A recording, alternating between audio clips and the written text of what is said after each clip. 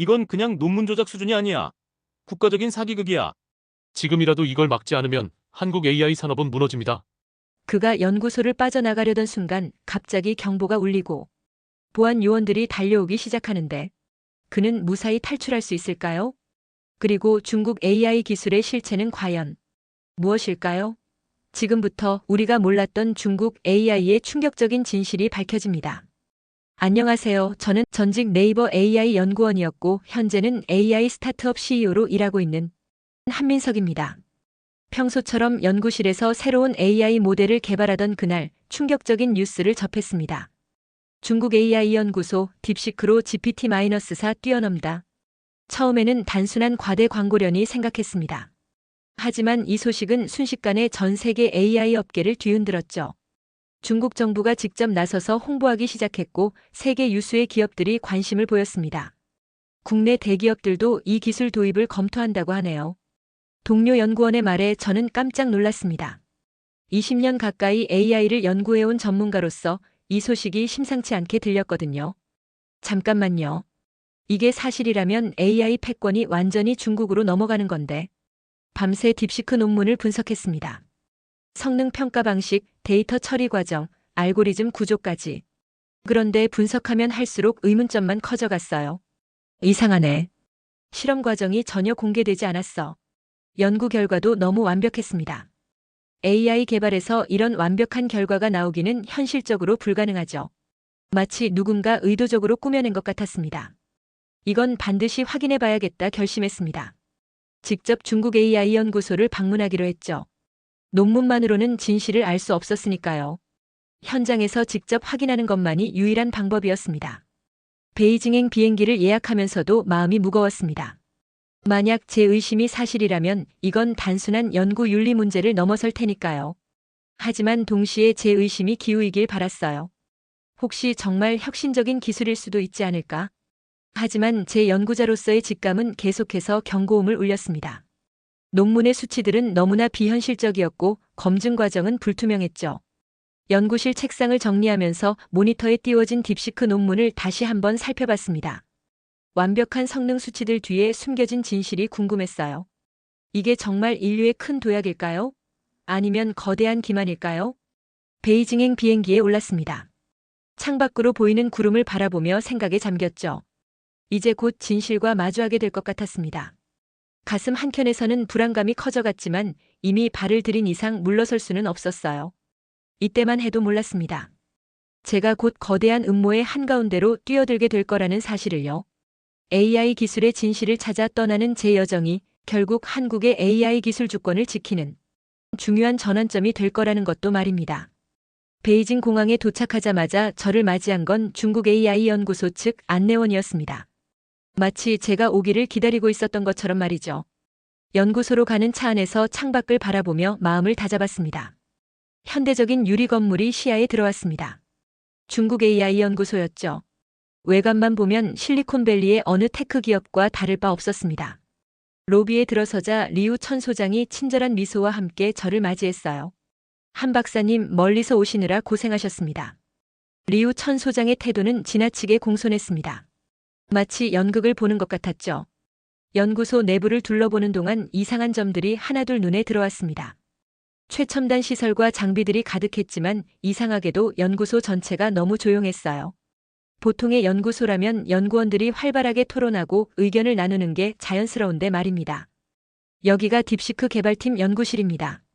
넓은 연구실에 연구원들이 각자의 모니터 앞에 앉아 있었습니다. 하지만 뭔가 이상했죠. 서로 대화를 나누지 않고 누군가 지켜보고 있다는 듯 어깨에 힘이 들어가 있었습니다. 실제 딥시크의 성능을 보여드리겠습니다. 리우 천 소장이 시연한 AI 데모는 완벽했습니다. 너무나도 완벽해서 오히려 의심이 들 정도였죠. GPT-4도 가끔 실수를 하는데 딥시크는 단 한 번의 오류도 없었거든요. 혹시 학습 데이터나 프로세스를 살펴볼 수 있을까요? 제 질문에 리우 천 소장의 표정이 순간 굳어졌습니다. 죄송하지만 보안상의 이유로 그건 불가능합니다. 이해할 수 없었습니다. 진정한 기술 혁신이라면 검증 과정을 투명하게 공개하는 게 당연하잖아요. 연구소 곳곳을 둘러보면서 답답함이 커져갔습니다. 복도를 지나가던 한 연구원과 눈이 마주쳤습니다. 순간 연구원은 황급히 고개를 돌렸죠. 마치 무언가를 숨기고 있는 것처럼 말입니다. 화장실이 어디죠? 잠시 자리를 비운다며 혼자가 되었습니다. 연구소 구석구석을 자세히 살펴볼 기회였죠. 한적한 복도를 걸으며 각 연구실을 유심히 관찰했습니다. 모든 것이 너무 완벽해 보였습니다. 하지만 그 완벽함 뒤에는 불안한 긴장감이 감돌았죠. 연구원들의 움직임은 마치 사전에 짜여진 각본을 연기하는 것 같았습니다. 여기 있으시군요. 슬슬 돌아가시죠. 리우 천 소장이 저를 찾아왔습니다. 억지스러운 미소를 지으며 말이죠. 연구소를 나오면서 확신이 들었습니다. 이곳에서 벌어지고 있는 일이 단순한 연구 그 이상이라는 걸요. 차에 오르며 머릿속을 정리했습니다. 완벽한 시설, 불자연스러운 분위기, 비정상적으로 조용한 연구원들, 그리고 투명성을 거부하는 태도까지. 이 모든 것이 하나의 방향을 가리키고 있었습니다. 뭔가 큰일이 벌어지고 있어. 호텔로 돌아가는 길 창밖으로 보이는 베이징의 야경이 무겁게 느껴졌습니다. 이제 더 깊이 파고들어야 할 때라는 걸 직감했죠. 하지만 그 과정이 결코 쉽지 않으리란 것도 말입니다. 호텔 창가에 기대어 어제의 방문을 곱씹어 보았습니다. 뭔가 이상했어요. 연구소의 모든 것이 너무 완벽했고 그래서 더욱 수상했죠. 오늘은 더 자세히 살펴봐야겠다고 다짐했습니다. 연구소에 다시 방문하자 리우 천 소장은 의외로 순순히 내부 문서 열람을 허락했습니다. 마치 제가 아무것도 발견하지 못할 거란 확신이라도 있는 듯이 말이죠. 한 박사님, 이쪽 자료실을 자유롭게 이용하세요. 자료실에서 딥시크 관련 논문들을 검토하기 시작했습니다. 심장이 점점 빠르게 뛰기 시작했죠. 뭔가 잘못됐다는 느낌이 강하게 들었습니다. 잠깐. 이건 말이 안 되는데? 연구 데이터를 자세히 들여다보니 수치들이 통계적으로 불가능한 패턴을 보였습니다. 마치 누군가 의도적으로 완벽한 결과를 만들어낸 것 같았어요. 그때였습니다. 누군가 제 어깨를 툭 쳤죠. 당신도 이상하다고 생각하시나요? 돌아보니 외국인 연구원이었습니다. 마이클 스콧이라고 자신을 소개했죠. 우리는 자료실 구석으로 자리를 옮겼습니다. 솔직히 말하겠습니다. 저는 이 AI가 실제로 작동하는 걸 본 적이 없어요. 마이클의 목소리는 떨렸습니다. 주변을 살피며 작은 소리로 말을 이어갔죠. 다들 GPT-4보다 뛰어나다고 하지만 실제로 그걸 본 사람은 아무도 없어요. 데모는 늘 같은 시나리오만 반복되고 등줄기가 서늘해졌습니다. 마이클의 증언은 제 의심을 확신으로 바꿔주었죠. 서버 로그를 확인할 수 있을까요? 마이클은 잠시 망설이다 고개를 끄덕였습니다. 그의 도움으로 연구소 데이터베이스에 접근할 수 있었죠. 제 손가락이 키보드 위에서 춤을 추기 시작했습니다. 이게 무슨... 믿을 수 없는 광경이 모니터에 펼쳐졌습니다. AI가 학습됐다는 기간 동안 주요 서버들은 전혀 가동되지 않았던 거예요. 전력 사용량도 데이터 처리 기록도 없었습니다. 이건 말도 안 돼. 손끝이 떨렸습니다. 지금까지 본 모든 것들이 하나로 연결되기 시작했어요. 완벽한 데모, 비정상적인 연구소 분위기, 투명성 거부, 그리고 이 서버 로그까지. 마이클, 이건 단순한 과대 광고가 아니야. 완전한 사기라고. 말을 마치자마자 복도에서 발소리가 들려왔습니다. 마이클은 재빨리 자리를 피했고 저는 황급히 로그아웃을 했죠. 심장이 목구멍까지 올라온 것 같았습니다. 자료실을 나오면서 머릿속이 복잡해졌습니다. 이건 단순한 연구 부정이 아닙니다. 국가적 차원의 거대한 기만극이죠. 그리고 전 세계가 이 거짓말에 속아 넘어가고 있었습니다. 호텔로 돌아가는 차 안에서 손이 떨려왔습니다. 이 사실을 어떻게 알려야 할지, 그리고 과연 제가 무사할 수 있을지. 창밖으로 스쳐 지나가는 베이징의 거리가 갑자기 너무나 낯설게 느껴졌습니다. 다음 날 아침 평소와 같이 연구소에 들어섰습니다.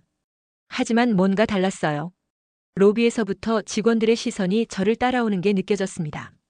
엘리베이터에 올라타자 식은땀이 났습니다. 어제 본 서버 로그가 계속 머릿속을 맴돌았죠. 문이 열리자 리우 천 소장이 서 있었습니다. 한 박사님, 잠시 이야기 좀 나눌까요? 소장실로 들어서는 순간 공기가 무거워졌습니다.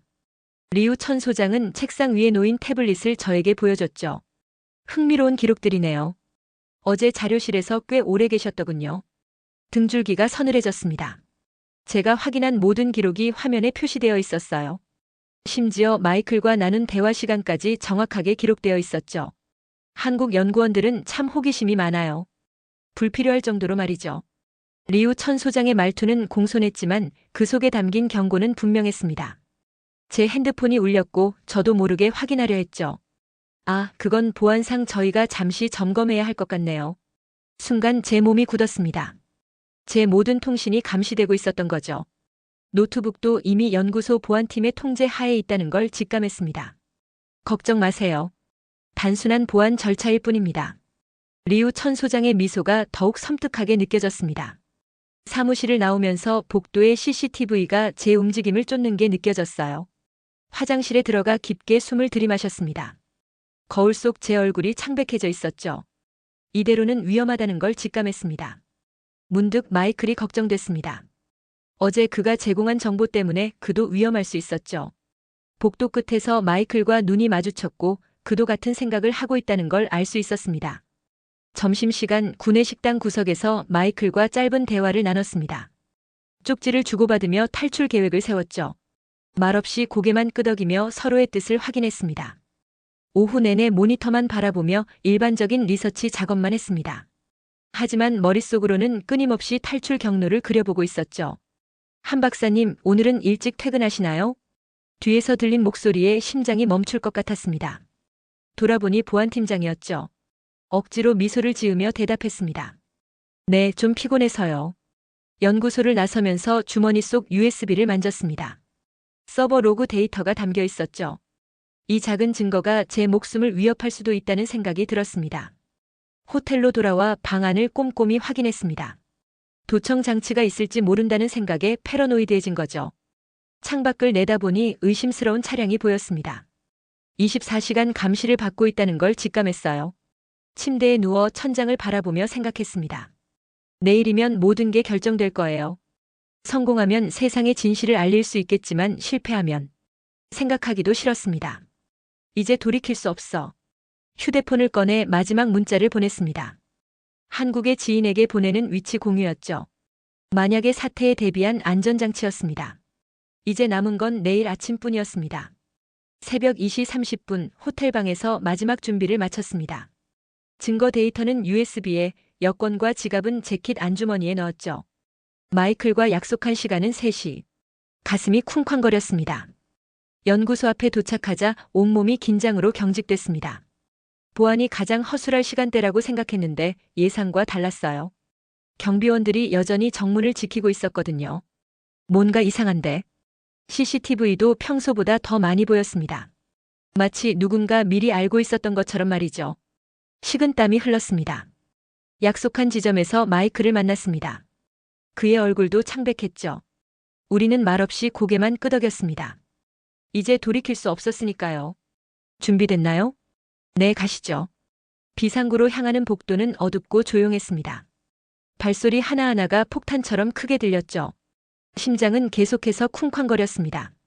첫 번째 보안문을 통과했습니다. 마이클이 미리 확보한 카드키가 작동했죠. 하지만 두 번째 문에서 예상치 못한 일이 벌어졌습니다. 삐, 삐, 삐. 경보음이 울리기 시작했습니다. 누군가 우리의 움직임을 감지한 거죠. 복도 끝에서 손전등 불빛이 보였습니다. 한민석, 거기 서시오. 등 뒤에서 들려오는 고함 소리. 도망치기 시작했습니다. 복도를 따라 필사적으로 달렸죠. 마이클은 제 앞에서 길을 안내했습니다. 이쪽입니다. 빨리요. 하지만 정문 앞에서 우리는 덫에 걸린 쥐처럼 막혀버렸습니다. 보안 요원들이 이미 진을 치고 있었거든요. 이제 모든 걸 포기하시죠, 한 박사님. 리우 천 소장의 목소리였습니다. 모든 게 끝났다고 생각한 그때였죠. 이쪽으로 오세요. 서두르세요. 갑자기 들려온 여성의 목소리. 돌아보니 중국인 여성 연구원이 서 있었습니다. 린 샤오였죠. 저를 따라오세요. 비밀 통로가 있어요. 망설일 시간이 없었습니다. 린 샤오를 따라 지하 주차장으로 향했습니다. 보안 요원들의 발소리가 점점 가까워졌죠. 전 몇 달 전부터 이 연구소의 비리를 수집해왔어요. 당신들처럼 저도 이 거짓말을 끝내고 싶었죠. 린 샤오가 주차장 구석의 환풍구 커버를 열었습니다. 좁은 통로였지만 이게 유일한 탈출구였죠. 빨리 가세요. 제가 시간을 벌어드릴게요. 린 샤오의 눈빛에서 결연한 의지가 느껴졌습니다. 마이클과 저는 환풍구로 기어들어갔죠. 뒤에서는 발소리와 고함 소리가 점점 커져갔습니다. 통로를 지나 밖으로 나왔을 때 차가운 새벽 공기가 얼굴을 때렸습니다. 멀리서 사이렌 소리가 들렸지만 우린 이미 골목 사이로 사라진 뒤였죠. 정말 믿을 수 없네요. 택시를 타고 공항으로 향하면서 마이클이 중얼거렸습니다. 저도 동의했죠. USB 속 데이터가 주머니에서 묵직하게 느껴졌습니다. 이제 세상의 진실을 알릴 수 있게 됐지만 린 샤오가 걱정됐습니다. 하지만 그녀의 마지막 눈빛을 떠올리면 그녀도 자신의 선택을 후회하지 않을 거란 걸 알았죠. 새벽 하늘이 밝아오기 시작했습니다. 이제 모든 게 달라질 거라는 걸 직감했죠. 그리고 그 변화의 시작점에 제가 서 있다는 사실이 두렵지만 동시에 가슴 벅찼습니다. 인천공항에 도착하자마자 김성민 박사에게 연락했습니다. 제 손에 쥐어진 USB가 무거웠죠. 그 안에는 중국을 뒤흔들 증거가 담겨 있었으니까요. 김 박사님, 제가 확보한 데이터를 분석해 주실 수 있으신가요? 김성민 박사의 연구실로 향하는 차 안에서도 긴장이 풀리지 않았습니다. 뒤에서 누군가 쫓아올 것만 같았죠. 마이클은 미국 대사관의 보호를 받고 있다는 연락을 받았습니다.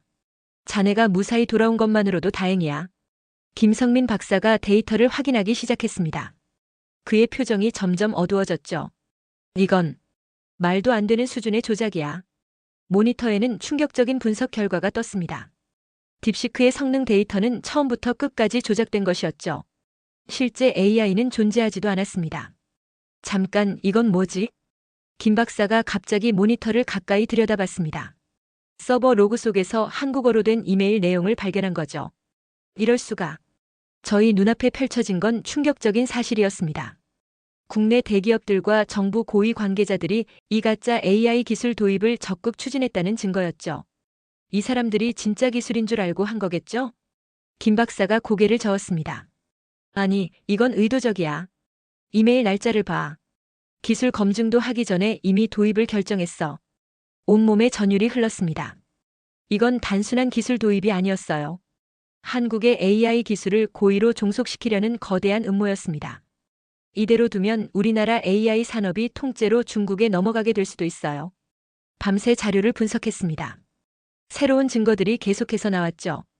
국내 기업들의 비밀 회의록, 정부 관계자들과 주고받은 이메일들. 이걸 어떻게 해야 할까요? 김 박사가 깊은 한숨을 내쉬었습니다. 조심해야 해. 이건 이제 단순한 기술 문제가 아니라 정치적인 문제가 됐으니까. 창밖으로 보이는 서울의 밤이 무겁게 느껴졌습니다. 우리가 마주한 진실은 생각보다 훨씬 컸죠. 하지만 이대로 둘 순 없습니다. 김 박사의 눈빛이 달라졌습니다. 그래, 자네 말이 맞아. 이건 우리나라의 미래가 걸린 문제야. 연구실을 나서면서 결심했습니다. 이 진실을 세상에 알려야 했죠. 비록 그 과정이 위험하더라도 우리나라의 기술 주권을 지키기 위해서는 꼭 필요한 일이었습니다. 주머니 속 폰이 울렸습니다. 마이클이었죠. 민석, 큰일 났어. 린 샤오가 사라졌대. 새로운 국면을 맞이하게 될 거란 걸 직감했습니다. 이제 시작이었죠. 진실을 향한 더 큰 싸움이 우리를 기다리고 있었습니다. 진실을 폭로하기로 한 날 제 손은 떨리고 있었습니다. 세계 AI 학회 온라인 컨퍼런스에서 발표할 순간이었죠. 전 세계 연구자들이 지켜보는 가운데 모든 증거를 공개했습니다. 딥시크는 존재하지 않습니다. 모든 것이 조작되었죠. 화면 속 연구자들의 표정이 굳어졌습니다. 충격과 분노가 뒤섞인 반응이었죠. 김성민 박사가 분석 데이터를 하나씩 제시했습니다. 이건 단순한 과대 광고가 아닙니다. 조직적인 기만이었어요. 발표가 끝나자마자 국제 언론에서 연락이 쏟아졌습니다. CNN, BBC, 로이터. 이 사건은 순식간에 전 세계의 주목을 받게 됐죠. 그때였습니다. 마이클에게서 긴급한 메시지가 왔습니다. 민석, 나 지금 연구소에 갇혔어. 도와줘. 심장이 멎는 것 같았습니다. 마이클은 미국 대사관 보호를 받던 중이었는데 잠시 외출했다가 중국 당국에 체포된 거였죠. 어떻게든 구해내야 해요. 박준우 변호사를 만났습니다. 국제법 전문가로 이런 외교적 분쟁을 다루는 베테랑이었죠. 마이클은 지금 인질이나 다름없습니다. 중국이 협상 카드로 쓰려는 거죠. 박 변호사의 말이 현실감 있게 다가왔습니다. 시간은 촉박했고 마이클의 안전을 보장할 수 없었죠. 미국 국무부가 먼저 움직였습니다. 중국의 강력한 항해 성명을 발표했죠. 유럽연합도 가세했습니다. 과학기술의 투명성을 해치는 행위를 용납할 수 없다.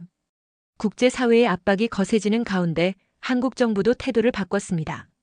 그동안 침묵하던 정부가 마침내 입장을 밝혔죠. AI 기술 패권을 둘러싼 부정행위를 강력히 규탄한다. 하지만 중국은 완강했습니다. 마이크를 스파이 혐의로 구금했다고 주장했죠. 시간이 갈수록 초조해졌습니다. 마이클, 버텨. 꼭 구해줄게. 박준우 변호사가 베이징으로 날아갔습니다. 미국, 유럽, 한국의 외교관들과 함께 협상을 시작했죠. 밤낮 없이 이어진 외교전이었습니다. 드디어 희소식이 들려왔습니다. 국제사회의 압박에 중국이 결국 굴복한 거죠. 마이클의 석방이 결정됐습니다. 정말 죽는 줄 알았어. 공항에서 만난 마이클은 헬쑥해져 있었습니다. 하지만 그의 눈빛은 여전히 단단했죠. 이제 시작이야. 우리가 밝혀낸 진실이 세상을 바꾸게 될 거야. 마이클의 말처럼 이 사건은 단순한 폭로를 넘어 AI 기술 패권의 새로운 전환점이 되었습니다. 전 세계가 기술 투명성의 중요성을 깨닫게 된 거죠. 하지만 린 샤오의 행방은 여전히 묘연했습니다. 그녀의 용기가 있었기에 이 모든 것이 가능했는데 가슴 한켠이 무거워졌습니다. 린 샤오, 당신은 어디 있나요? 창밖으로 비행기가 이륙하는 모습이 보였습니다. 이제 마지막 장을 써야 할 때였죠. 우리나라의 AI 기술이 나아가야 할 진정한 방향을 보여줘야 했습니다. 돌아보면 모든 게 꿈만 같습니다. 중국의 거대한 사기극을 밝혀내고 마이크를 구출하기까지. 하지만 이제 더 중요한 과제가 남았죠. 우리나라만의 진정한 AI 기술을 만들어내는 것입니다. 우리나라가 반도체로 세계를 제패했듯이 AI에서도 할 수 있습니다. 기자회견장에서 한 이 말은 단순한 포부가 아니었습니다. 우리 대한민국의 저력을 잘 알기 때문이었죠. 불과 60년 만에 폐허에서 세계 10대 경제대국으로 성장한 나라입니다. 이번 사건은 오히려 기회입니다. 우리만의 길을 찾을 수 있는 계기가 된 거죠. 연구소로 복귀한 후 새로운 프로젝트를 시작했습니다. K-AI 이니셔티브였죠. 김성민 박사와 함께 우리나라의 강점을 살린 AI 개발에 착수했습니다. 우리나라의 장점이 뭘까요? 빨리빨리 문화죠. 그리고 끈질긴 연구 정신. 맞습니다. 거기에 정확성과 윤리성을 더하면 어떨까요? 우리는 먼저 투명성을 최우선으로 삼았습니다. 모든 연구 과정을 낱낱이 공개하고 전 세계 연구자들의 검증을 받았죠. 처음에는 더디게 느껴졌지만 이내 변화가 찾아왔습니다. 한국의 AI 연구 방식이 새로운 표준이 되고 있다. 외신의 보도였습니다.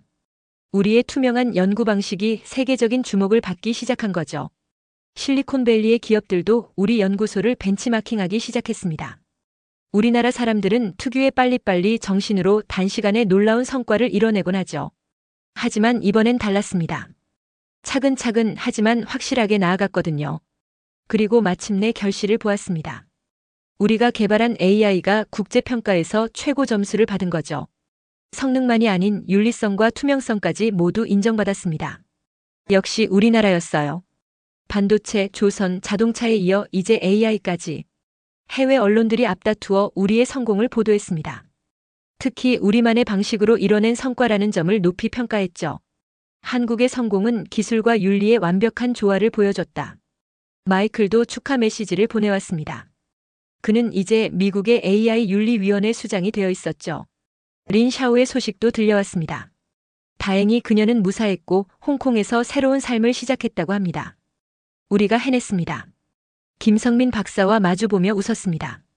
이제 우리나라는 단순한 기술 강국이 아닌 AI 윤리와 철학을 선도하는 나라가 된 거죠. 연구소 창밖으로 떠오르는 아침 해를 바라봅니다. 우리나라의 저력을 다시 한번 확인한 순간이었죠. 반도체로 세계를 놀라게 했듯이 이제 AI로 새로운 역사를 쓰고 있습니다. 대한민국의 저력은 여기서 끝이 아닙니다. 이제 시작일 뿐이죠. 우리의 다음 목표는 더 원대합니다. 인류의 미래를 책임질 수 있는 AI 기술을 만드는 것.